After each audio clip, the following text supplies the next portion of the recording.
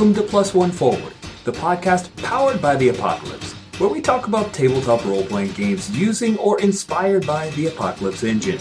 I'm your MC, Rich, and I'm joined by my guest, David K. of Monkey Fun Studios. Hey, Dave, welcome back. Hey, Rich, how's it going, man? It is great. It's good to have you back on. We haven't had you on since the Spirit of 77. Yes. Which has been a while. I know, but actually, you recently spoke to a buddy of mine, Christopher Gray, if I remember correctly. That's right, for the Happiest Apocalypse on Earth. Which was nominated for a couple Ennies. Yes. Yeah, Product congrats. of the Year, and interior art was done by Robert Hebert. I want to say his name correctly. So, yeah, great showing for him on that one. Really exciting. He had a successful Kickstarter, and man, he made a cool little game. So yeah, that's very cool. Giving props to Chris. So you've made 2 PBTA games now. Yes, actually, that was something that was very interesting. Is that while Chris was putting out Happiest Apocalypse, we were also doing our own horror RPG called Bedlam Hall.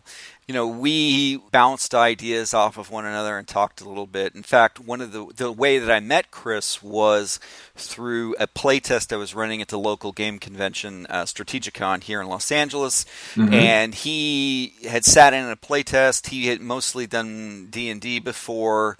It was kind of his first exposure to the Powered by the Apocalypse framework. And, you know, he took to it very, very quickly, loved everything about it.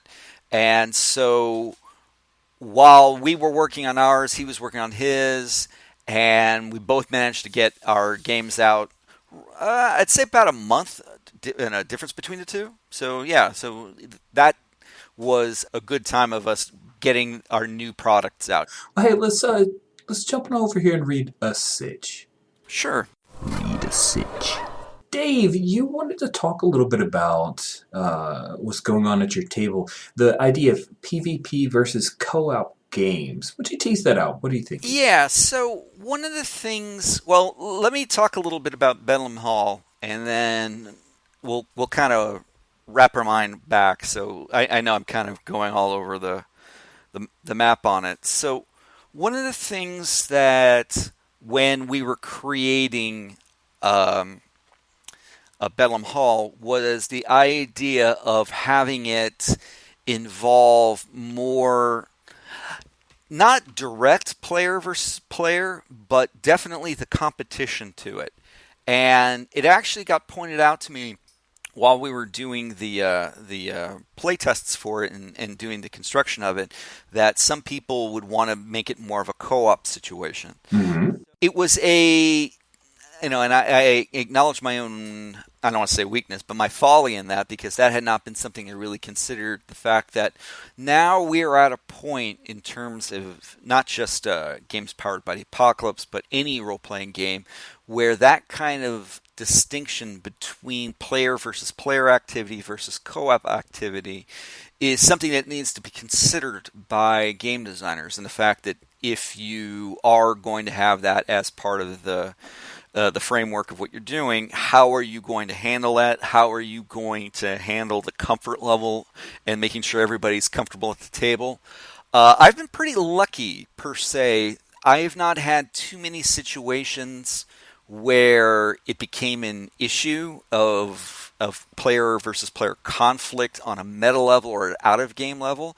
I think it's only really happened once, and it wasn't with Bedlam Hall. But I do know that in some circumstances, it's become, important to lay those ground rules early, which I think is, in the next evolution on how we're prefacing games that everyone's building and playing, to make sure everybody feels welcome at the table and nobody gets. Nobody gets any buttons pressed or triggered on any level, and it's kind of the evolvement of the maturity of what happens. And not every game is like that, not every player is like that, and I totally get that. We're all trying to make our own way in things, but I found it a learning experience of something to start considering when we were doing that for Bedlam Hall. So, David, I'm curious. Do you think that's something that's happens more frequently with a PBTA game, or is that just an evolution of RPGs in general, you see? I think it's more of an evolution overall, because it isn't necessarily an aspect of PBTA. However, I do know that several games do lend themselves to that kind of conflict, even if it's very light conflict, if it's social conflict. Obviously, Monster Hearts is one where people are definitely putting strings on one another in order to be able to have levels of control. And that's something, you need to make sure everybody's at the table is comfortable with, because that's, a very strong part of what Monster Hearts is the string system. Oh, yeah. So it's something that, we now need to think about more often than not when we're wanting to say we are putting forth this particular genre or this particular play style. How is that going to affect people, not just in-game, but also out of game? How is everybody going to relate to one another before the game, during, and importantly afterward? Right, Yeah. Absolutely. So let's take it out of the design space. Sure. Because you mentioned something that happened at a table. How do you, as a GM, primarily as an MC at a table, how do you normally try to manage that? Do you preface with talking about X card, or is that a thing where you have to kind of react to it? How do you normally handle it? I've never done X card. Usually I just do it through the veil system myself, where it's basically for certain situations we, put a veil on it and kind of step away from it. Or, I always say very clearly in the very beginning of any game I run, if anything we get to makes you feel uncomfortable or you don't know where to go, or let's step out of game. Let's not make anybody feel awkward at the table, because we're all adults here. We're all, if we're strangers, we will be friends at the end of the game. So let's keep that in mind. Let's approach it with that in mind. And most of the time, as long as you preface it ahead of time and say, let's be an adult about it, let's talk about it, it's not so bad. Absolutely. And always thinking about improving is the good way to do, giving that open mind. Yes. Well, that is awesome. I would like to open my brain up to Bedlam Hall, okay? Sure. Open your brain. All right, so Bedlam Hall is the game we're talking about. I am really curious about Bedlam Hall. What's the setting? What's this thing about? Okay, as I said, my wife gives me all my good ideas. She's really the smart one. And we were watching the last season of Downton Abbey. And I had watched the first season and kind of drifted away. But as it was concluding, I was curious. And while we were watching the last few episodes, she asked me, well, why don't you create a game about a scenario like this? And I thought, well, I don't know how that would work. And she said, well, just think about it. And that day we went grocery shopping, when I do a lot of my deep thinking. And while going down the frozen food aisle, because I remember it very clearly, being standing there in the frozen food aisle for like 20 minutes as I thought this out, wouldn't it be funny if the Downton Abbey servant staff had to work for the Addams family? And I just started laughing right there. I thought, wow, that's a funny idea. How would that work? And I just kept thinking about it. And when I came home, after, of course, I brought in the groceries, for my wife, because that's what I do, I started working on Bedlam Hall, which is ultimately, the pitch is usually Downton Abbey meets the Addams Family, where it is intended to be a experience of horror, but also the horror of having to work, for crazy people, and all of the trappings associated with it. I always have this philosophy about horror games. There's lots of them out there. Obviously, there's Dread, there's Call of Cthulhu, of course, Vampire the Masquerade. If you want to, pivot it to that. But I always believe in my heart of hearts that most people, when they would be confronted with a horrible, otherworldly creature, would run the other way. And as opposed to like, let's go solve this. Most people, I think, nah, that's not my business. So I wanted to have a game that really focused in on minding your own business. to put it bluntly.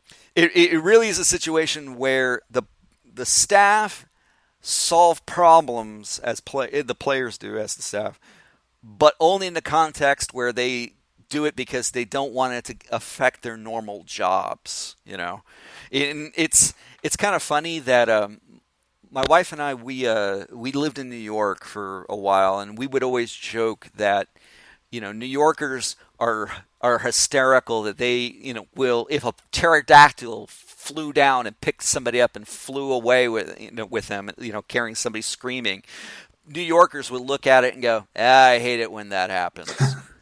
What? That doesn't happen. What are you talking about? That just doesn't happen. You must be new. No, that's not new. That's weird. And I really like the idea of the cornerstone of Bedlam Hall to basically look away from the weirdness as opposed to running towards the weirdness. One of the things that we do is one of the basic moves in Bedlam Hall is called Ignore the Strange. And ignoring the strange is exactly what it is. It's like, oh, this is a weird thing. Okay. And then you try to you find a way to overcome that weirdness. And then if you're successful, you find not only are successful in overcoming it, but you manage to understand what's going on. Like a thing that, the haunted room of the household. Well, we know what's going on in here. So it's really a different type of character interactions and move system than what we had done previously with Spirit of 77. Spirit of 77 is obviously very over the top, very high action. I really wanted to shy away from that for Bedlam Hall and make a lot of it more social and cerebral. Mm-hmm. So one of the things that's very clear is that it came up very early during playtesting. Somebody asked me, said, "Can I hit this other player?" And I said, "Of course you can." In fact, because you personally, not that you ever would, Rich, but if somebody really ticked you off at work, you always have the option of just popping them, right? Yeah. But you don't because you won't get away with it, right? And that will cause more problems than just popping somebody that really just needs to be, hit with a chair. So, not that you would ever do that, of course, because I know you are a good citizen and practice good citizenship. Also, I don't think my wife would be terribly impressed if I came home without a job. So yeah. If HR calls, I've been home all day. Yeah. So the mechanism is very clear, saying, "Oh yeah, you can hit anybody you want. You don't have to worry about that. But it's going to cause problems far worse than if you whether or not you're successful or not." Which is a different way of looking at violence or that kind of action in a game, as opposed to saying, "Do I hit him? Sure." And now actually that's happened. It's like people have said, "Can I shoot this NPC?" because they got a hold of the Master's hunting rifles. And I said, "Oh, absolutely. All right, he's dead. Great. Now you have to deal with the dead body that's bleeding all over the Persian rug, which is priceless, that you will have to clean up, and you have created a worse situation for yourself as opposed to just getting rid of the annoying person." Oh, right. So it makes people have to really react differently to some of their actions. And that's really cool, showing some real breadth from Spirit of 77 to Bedlam Hall. That's really cool. Well, it's pretty obvious. If you're going to be doing a game about the 1970s, obviously the next thing you should do is about Edwardian servants in Britain, because those two really go hand in hand. Really. Yes, absolutely. That's right, exactly where I would have predicted you going next, David. Oh, yeah. I mean, upstairs, downstairs. Kind of, but no, actually it was, that was actually another part of the motivation to wanting to do Bedlam Hall next, was that, I had been kind of toying with a quasi sequel to Spirit of 77, but Bedlam Hall was something that I realized would be a little bit more to increase my wheelhouse, if that makes any sense, to basically do something that I wouldn't have normally done in a completely different environment with a different type of priority and consequence. So that's where I went with it, and I was really glad that that's the direction we went, because it's very interesting actually, because the audience for Bedlam Hall is, for the most part, completely different than the audience of Spirit of 77. I mean, obviously there's some overlap, but one of the things we asked during the post Kickstarter questionnaire that went out was, do you own Spirit of 77? And one of the options was, and one that I didn't expect to be so prevalent, was, I don't know what that is. So and that actually, sounds kind of humbling, and maybe it is a little, but it also made me feel very comfortable with the idea that the game itself stood on its own merits in terms of its setting and its concept and how we presented it, as opposed to people just saying, oh yeah, well, this is the next thing done by Monkey Fun, so yeah, I'm going to get it. And there were people who did that, and I'm very grateful for it, but it was nice to see that we had two different audiences that were coming to the table that we were really appreciative of. Very cool. Well, tell me a bit more about Bedlam Hall. Now, what mechanics are different in this game versus Apocalypse World or Spirit of 77? Sure. One of the things that was very important for me. Now, I know that, of course, because you're a good citizen, Rich, that you don't have any problems at your job. And I know that you get along with everybody, and everybody gets along with you. But in a fictional game world, there are situations where you have social pecking orders in where you work, where people are always trying to get a little bit ahead of one another, not because of what they do, but by social mechanisms of trying to out finesse them, right? Right. So that was, again, we're talking theoretical fiction. I know you know nothing about this. So what I wanted to do was actually have a system where people were wanting to basically go up on a social pecking order, as opposed to something that's just based off of XP or something that's based off of like health. So the influence I had was based off of Worldwide Wrestling. If you've played that game, great game. Yeah, very good game.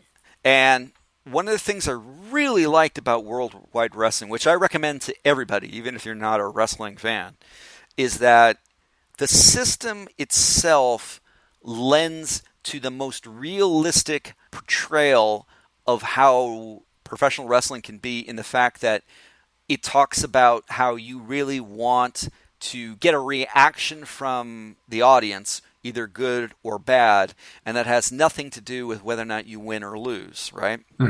And Worldwide Wrestling, they call that heat, which is not what we call it. Or let me phrase that. That's similar in terms of the name to what we did for Spirit, but totally different mechanism. So I really liked heat in Worldwide, and so what we have is a system called Prestige, where basically you're wanting to gain prestige within the household staff, so that way you are valued more by the family that owns the hall. Okay. And there are actions associated with it. And I really thought that was a neat little system that they had done for Worldwide. And I had combined that a little bit with what Avery Alder had done with Monster Hearts with strings. In Bedlam Hall has what's called secrets. And every character has a secret associated with it. And a good example of that is if you watch Downton Abbey, one of the characters in the first season is hiding a injury. He has a bad leg.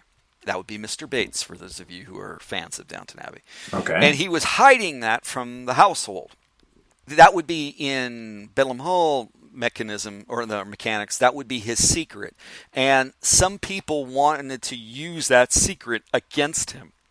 So what they did is that there's a basic move called innuendo, which is basically you dropping hints that you know their secret to be able to gain a social advantage over them. Ah. I find Bedlam Hall at its best usually turns into a dark version of Faulty Towers, if you've ever seen that series. With John Cleese, yes. Yes. Where basically people are like desperately trying to maintain order as chaos gets the better of them, as dark, terrible things occur around them. So, a Dark Shadows Faulty Towers, you could possibly say. Very cool. All right. What is your favorite move in Bedlam Hall and why? Oh, I've been dying to tell you this one.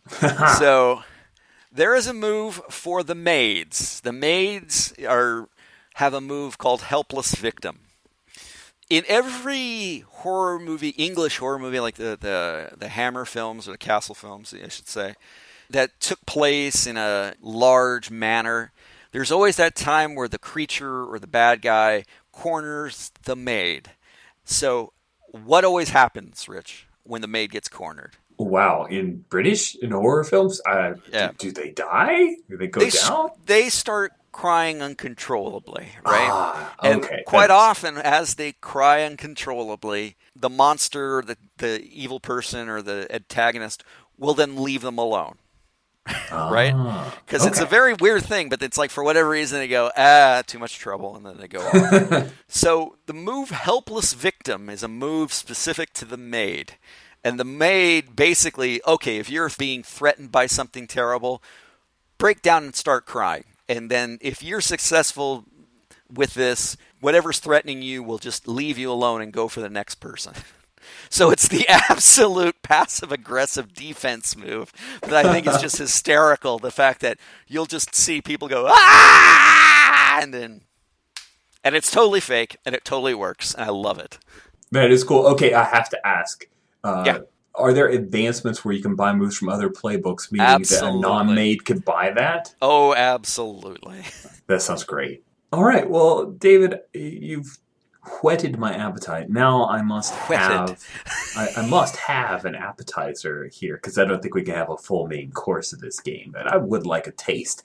Why don't we act under fire and this is your favorite part of interviewing me, I know. It is. It's all a preface to me getting to play. That's all you get to talk about your stuff, so I get to play it. That's what it's about right now. Not a problem. It is time to act under fire. What we'll do, of course, is that I'm just going to narrate the scenario, and just as a taster, as you would, aperitif, if you will. You got me there. Okay. So let's say that you are acting as the butler for the household of Lord Blackwood. So what's the name of your butler's character? I think it's Plucifer. Say that again? Plucifer. Plucifer. Love it. Okay. Plucifer. Okay. So, Mr. Plucifer, how long have you been with the household? I have buttled for 15 years. Okay. This is also, by the way, part of how the structure of Bedlam Hall is that Bedlam Hall asks a lot of pointed questions very early in order to, make it much more entertaining in terms of causing trouble for yourself. So, Mr. Plucifer, obviously you know Lord Blackwood, and obviously you know Lady Blackwood, and you realize, of course, that Lady Daffodil is the second wife of Lord Blackwood, because the first one died in a terrible badminton accident. So, when that terrible badminton accident happened for the original Lady Blackwood, where were you in the house at that particular time? I happened to be cleaning off the shoes because a great deal of rain had been happening over the last fortnight, and so I was cleaning the shoes and looking out onto the badminton courts. Unfortunately, I saw the accident. Okay, so you were cleaning Lord Blackwood's shoes? Yes, of course. Okay, and this is when the accident happened, so we're talking about it. So, of course, when you watched it happen, do you know why you woke up in the coal bin later that day? I woke up in the coal bin later that day because Mr. Blackwood was concerned at the fact that may have witnessed something that I should not have witnessed. Oh, of course not, because he was playing badminton with her at the time, the original Lady Blackwood. So obviously, you have no recollection of that entire scenario. None whatsoever, sir. Oh, yeah, of course. So luckily, you've blocked that from your mind, and so today we're going to talk about you bringing tea into Lady Daffodil, who is, of course, in the drawing room. And by the way, which member of the family got stabbed in the drawing room? Oh, Mr. Atwater. Oh, yes, Mr. Atwater did. And who stabbed Mr. Atwater, by the way? Oh, that would have been our maid. Oh, yeah. Patricia. She's been let go. Oh, of course. So were you were the one, of course, required to have to dismiss Patricia, correct? Yes, unfortunately. She wasn't very happy about it, was it? No. Was she? No, I really should read some books about how to let someone go. Yes, and possibly Baritsu, that form of stick fighting that put out by Arthur Conan Doyle. Because what dead animal did she mail you to express her displeasure? Oh, Patricia mailed me a porcupine, and I'm not sure how she got it in the box, honestly. Okay. Was it living or dead? It was on its last legs, as it were. It was quite upset when I opened the box because it did not want to be in there. And of course, it didn't have all of its legs, so that was kind of a problem, too. Yeah, so I guess that's how she fit it in there. Okay. So, all right. So, Lady Blackwood is having you bring in tea, of course. And so, as you come in, Lady Blackwood says, Percifer, has the post come today? I know I do terrible British accents, but I'm going to do it anyway. Lady Blackwood, haven't checked the post. I seem to believe there may have been a package for you, but I'm not quite sure. It was, the name was not quite what I would expect. Do we have anyone on staff named, Bird in Hell Bastard? Not at this time, Lady Blackwood. Oh, then it must have been addressed to someone else. Well, would you be such a dear, and after you serve the tea, would you be a dear and make sure to take that down into the village? Ask the chauffeur to take you down, and make sure that goes away, because for whatever reason, it just keeps, trembling, and I don't know why. Of course, Lady Blackwood. I'll take care of that postage. Thank you, Percifer. By the way, don't I look lovely today? You do indeed. Lady Blackwood, you are the most beautiful wife that Lord Blackwood has ever had. Oh, stop. You're just saying that, but tell me more. You are a shining daffodil. No, go on. In the morning of the afternoon, Wednesdays. So you say only in the mornings? No, of course not. I mean, every morning is a different morning. But always, you're very beautiful, Lady Blackwood. Oh, of course. I just wanted to make sure that you understood that I was, and that you made sure to make that very clear at all times. Yes, as clear as the back window. Yes, so make sure the package goes away. Thank you, ta-ta. And I will go to find this package. Okay, so right there in the Lord's office, he has, the mail that's arrived there, and some of it is obviously, the different correspondence that he have, and there's this big box about the size of a bread box, but it is definitely trembling, and on it written it's not even really written, it looks like it's been carved with a knife on the brown paper with a rope saying, burn in hell bastard, care of Bedlam Hall, with the address. And it's just slowly trembling. What do you do? I'm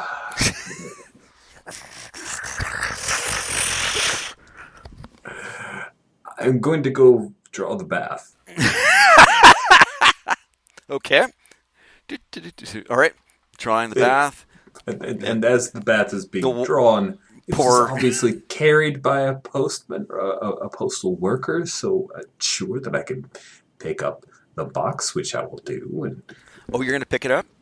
yes, yes, yes, Okay. I am No, going to I pick just it up. wanted to make sure what you wanted to have happen next.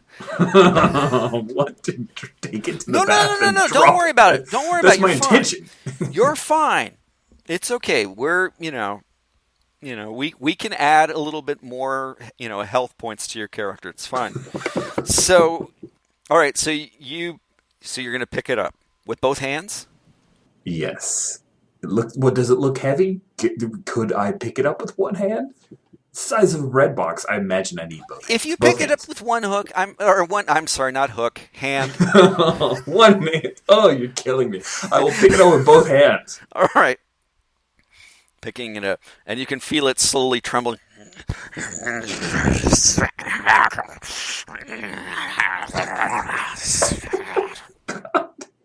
As you're slowly trying to make sure it doesn't do something in your hand. So what do you do? I'm taking it to the bath, and I'm going to drop it in the bath and let it drown. And then the chauffeur will take me to town, and I will take it back to the post. Okay, That's so my you're plan. taking into the bath. All right, and as you're walking in there, you can see Lord Blackwood is actually sitting in the bath with the newspaper. And he goes, Placivac, thank you so much for drawing my bath for me. I forgot I hadn't even taken my bath, for the past, hour or so. So thank you very much for that. What do you have? Placivac, what do you have there? It's not one of my wife's silly things, is it? Not at all, Lord Blackwood. This is just a errand post. I was glad you. I need to go, Lord Blackwood. Dear God, man, have you not eaten any supper or anything? Your stomach is making the worst noises ever. I should head to the kitchen. You're so right, Lord Blackwood. Well, you should do something about that. It's very improper. But if you do manage to go down to the kitchen, can you make sure to bring up some sort of what's good? What's a good bathing meal, Placifer? I would imagine that perhaps an English muffin with some cream cheese would be appropriate. Cream cheese? What do you think? We're French? No. We are a good English household and we would be having nothing but pure butter. So that would be nice. Yes. Because butter is much more appropriate for the bath. Yes, sir. I will have that for you very soon. Very well. And do take care of that, whatever it is you have there. Yes, sir. And then I'll try to make my way out of the bath.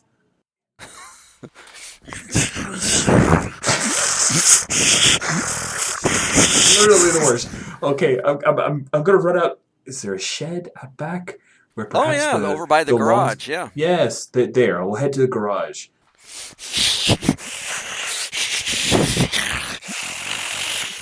I can't believe this actually was carried here.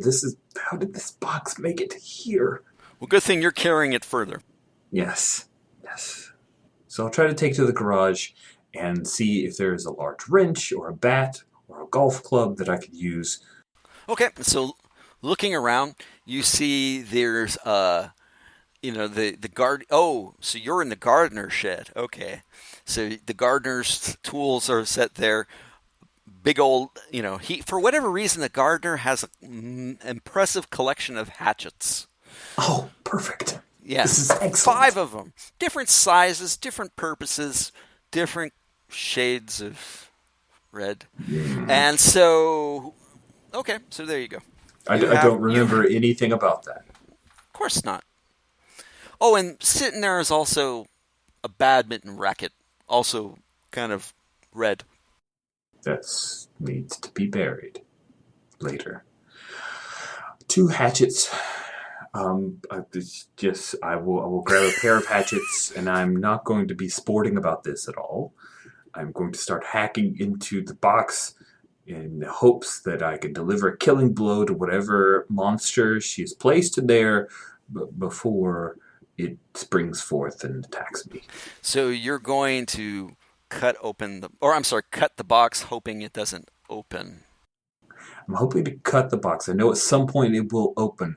I'm just hoping to have, while cutting the box, I cut whatever's inside it a lot more. Okay.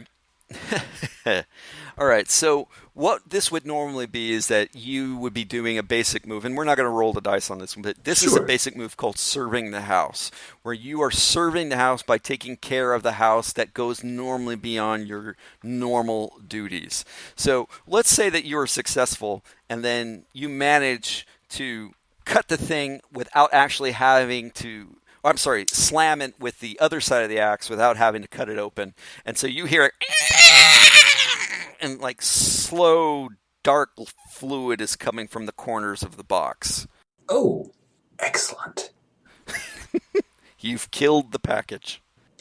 Great. And you know, of course, it is, against the law to interfere with mail. But go ahead. Yes, that's my primary concern at this moment. Sorry, I just thought I'd bring that up. No, it's good to know. That's definitely a thing I'll read a book about later. Yeah, I think I'm going to leave the carcass in the box Mm-hmm. and go. What are you going to do with the box? I'll find the chauffeur. He needs to take it back. We'll need to let it dry out, but he needs to take it back to the post office. Yes, exactly that. I can. Oh, you're going to have him do it. Yes, he can. I can pawn this off on him. That's my definitely plan. can. All right. So what are you going to do specifically?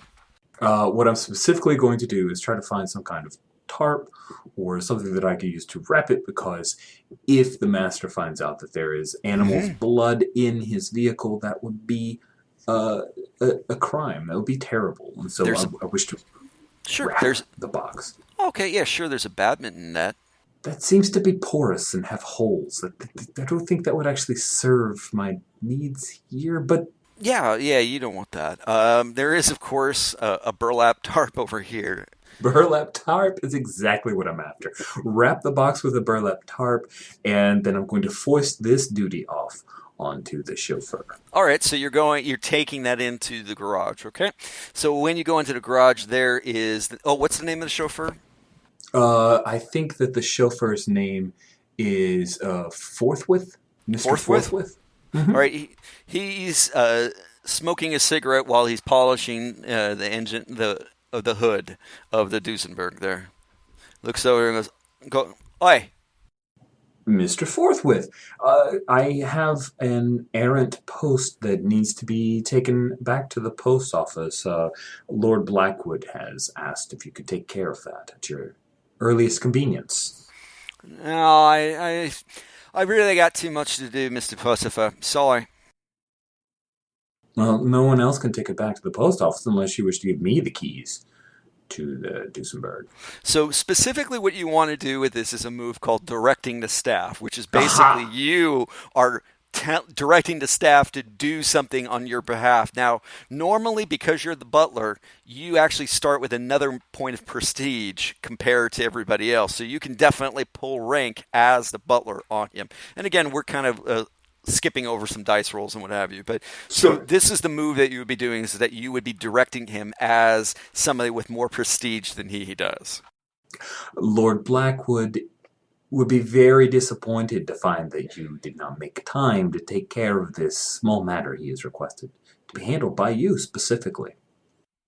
All right, what is it then? Well, it was a rabid animal that was delivered by mistake here. I've taken care of the animal, but In the post? In the post, yes. Yes, exactly that. So what we're going to do, Richard, is that normally in a full success you would be able to do that, but to show a little bit more variance, we're going to say this is partial success. So the partial success is that he has an option as well. So he looks at you, all right, I'll do it, but I got a question for you. How come is it that you're always so nervous at the monthly badminton game amongst the staff versus the family? I have some terrible memories of a badminton match. You know that the original Lady Blackwood was playing badminton when she passed. Oh, yeah. And there, that is why. I feel so sad. It bothers me. Weren't you in the coal bin when that happened? He's blowing smoke Yes, at you. I was. That's a weird place to see that, considering that's down in by the cellar. That is very weird. Mr. Forthwith, I don't exactly recall. Well, as you say, Mr. Plessifer, I'm not trying to get too into your business there. I was just kind of curious because, we have noticed you don't normally like to play with us. And so, yeah, so let me take your package there.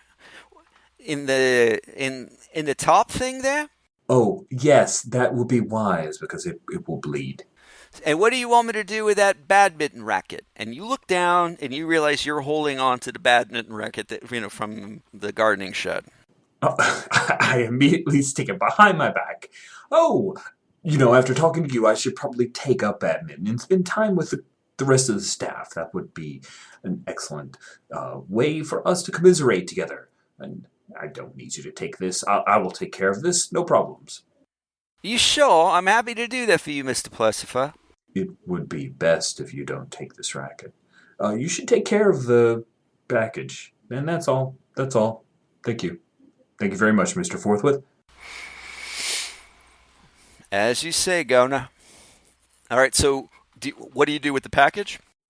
I leave it with him, and I'm done. Like, done with it. I foisted it on him as far as I'm concerned, and I'm going to run and make some English muffins with lots of butter for Lord Blackwood and get back to my day-to-day life. Is that what you say? No, so let me make sure I understand your chain of actions. So you are dropping the package, and then you're running to go deal with the English muffins. Yes, I have not put away the badminton racket. Just checking.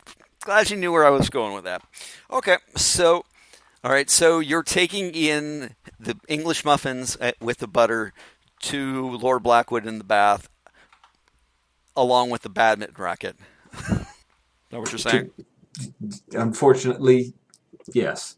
That seems perfectly reasonable. I don't see what the problem is. So, as you're walking through, okay, so you're carrying the tray, and as you're making your way to the stairs, going upstairs to the master bath, Lady Blackwood comes out, the most recent Lady Blackwood, and says, "Dear heavens, is that English muffins?"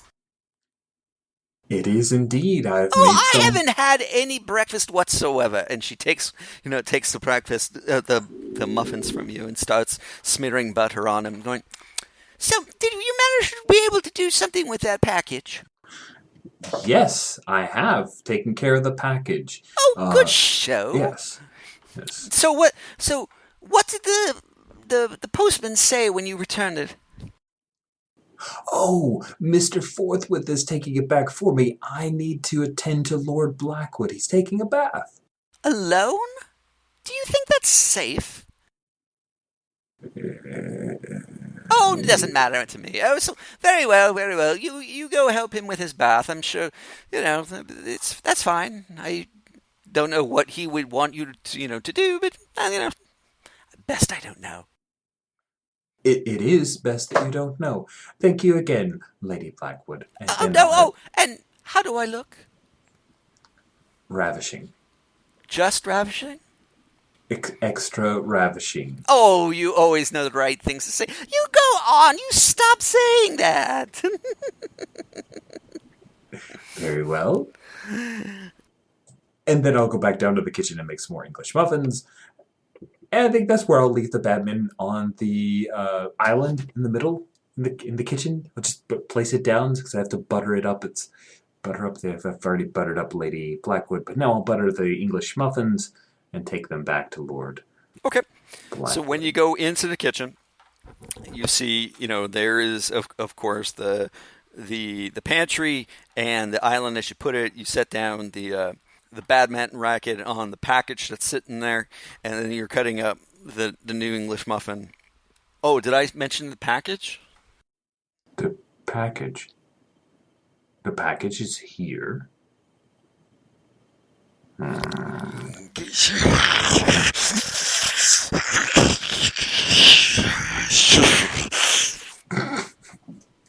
we stop right there? Yeah, absolutely. Wow. You did quite well, Richard. Well, it's because you kept giving me die rolls. If I'd been rolling actual dice, I don't think it could have gone that well. That's okay. Well, David, thank you so much. Thank you so much for coming on and tell me about Bedlam Hall and running us through a quick little demo of this crazy game. This is super cool. Now, it's available Yes, on... through Drive-Thru RPG and on Indie Press Revolution, and also through our website, monkeyfunstudios.com. And of course, I would never recommend listeners to the podcast mailing anything to Richard that might frighten him after this, because that would be wrong. Don't do that. So wrong. Oh, by the way, I'm really curious. Do you have anything else in the pipeline? I figure you've gone 70s action, upstairs, downstairs. So the next one's probably some kind of sci-fi related? We do have something that's sci-fi in the works, but right now is my bigger focus on a new game called A Town Called Malice. And A Town Called Malice, the Kickstarter will be available in the beginning of 2019. And this is a exploration of the Nordic noir genre. And Nordic noir is best known for things like Wallander and The Girl with the Dragon Tattoo, and the kind of high tension types of books and films and television series that I really am looking forward to. Also, there's quite a bit of Twin Peaks in it. It's a little bit different than what I've done before. It's not actually following a PBTA format, but it's a very good game. We've been doing lots of play tests on it, and we think people are really going to like it. So if you're interested in it, we're talking about its progress also on the blog on our website, monkeyfunstudios.com. Awesome. Thanks for that rundown. And thanks again, David, for coming back on to Plus One Forward. Absolutely. Always good talking to you, man.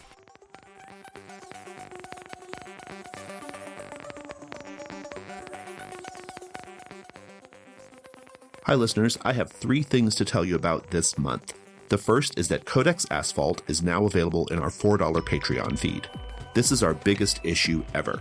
It features Pack of Strays Wolf Run, a card-based game inspired by Fall of Magic set in the Pack of Strays universe, Wheels on the Road, an original post-apocalyptic Forged in the Dark game, and much more. The second thing I want to tell you about is GauntletCon 2018. GauntletCon 2018 will be held from October 18th through the 21st. The full schedule of over 200 games is available, and Gauntlet Patreon supporters can register for those games right now. The last thing I want to tell you about is the Codex Volume 1 Kickstarter. Yes, that's right, the Gauntlet will be launching its very first Kickstarter campaign on October 2nd. The campaign will be to fund a beautiful hardcover book collecting the first 13 issues of Codex.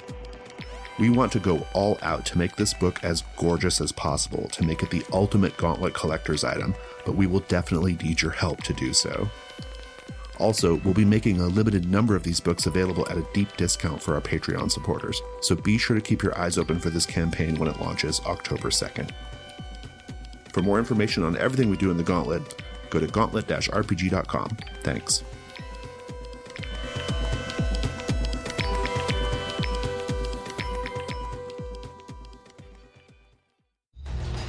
Plus One Forward is a production of the Gauntlet community, Richard Rogers and Rach Schelke. You can find us at gauntlet-rpg.com or follow us on Twitter at @+1FWD. If you would like to support our show, visit our Patreon site at patreon.com/gauntlet. The games mentioned on this show use the Apocalypse engine, which is a creation of Vincent and Magay Baker. The music for Plus One Forward is from the Savage Aural Hotbed CD Gomi Daiko. The songs used are Gomi Daiko, Metal Version, and Drowning Attitude. You can find more amazing tunes by Savage Aural Hotbed on their website, www.savageauralhotbed.com.